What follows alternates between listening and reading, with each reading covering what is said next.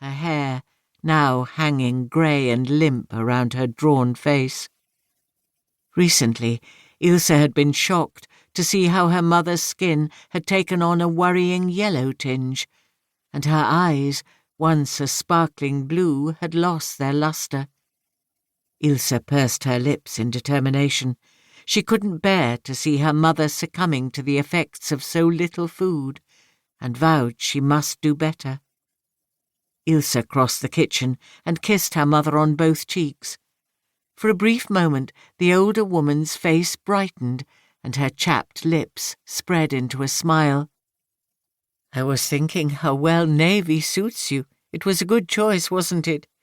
She gazed fondly at her daughter. Ilse laughed. "An excellent one, especially given the weather. Now I must be off, as I found a place not many people know where I can get hold of firewood.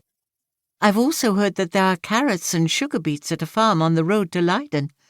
I'd better set off before anyone hears about it." "Leiden?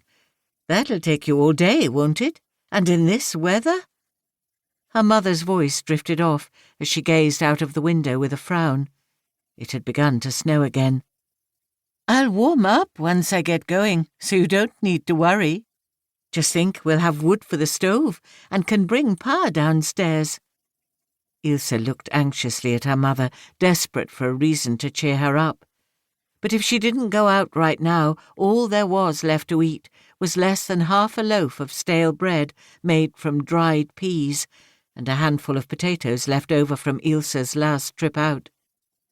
Her mother sighed as she crossed the cold, tiled floor in her tattered slippers and reached up to one of the pegs for a dark red damask stole that hung there. "Ilse, take this, will you?" She held out the heavy garment in both hands. Ilse remembered the look of delight on her mother's face when Pa had presented her with the stole one Christmas Eve. Ilse had been just 12 and enchanted by the gift which her father had found in a souk in Algiers, when he and his wife had both performed at the Opera House during their last season on tour. From that moment on, her mother had always worn it over her evening dresses whenever the two of them had gone out to soirees and dinner parties. How could Ilse take something that had been so precious to her, as if it was some discarded old thing? "I can't, Mama. It's yours," she began, her voice faltering. She could feel tears pricking at the back of her eyes. "Take it, please. I have no use for it now." Her mother folded it over twice and wrapped it gently around her daughter's neck, tying it securely. "Now, please, be careful." 2. "Hello, Ilse, you're not going out in this, are you?" said a man's voice behind her. It was Mr. Barker, her next-door neighbour. "Try and stop me," said Ilse, irritated at the interruption, as she was having trouble fastening the sledge to the back of her bike. In the short time she'd been outside, her fingers had become so cold and stiff that she was now unable to secure the rope. "Here, let me help." Mr. Barker came over for a closer look. Ilse stood up from crouching, feeling a little embarrassed at her brusqueness toward her kindly neighbour.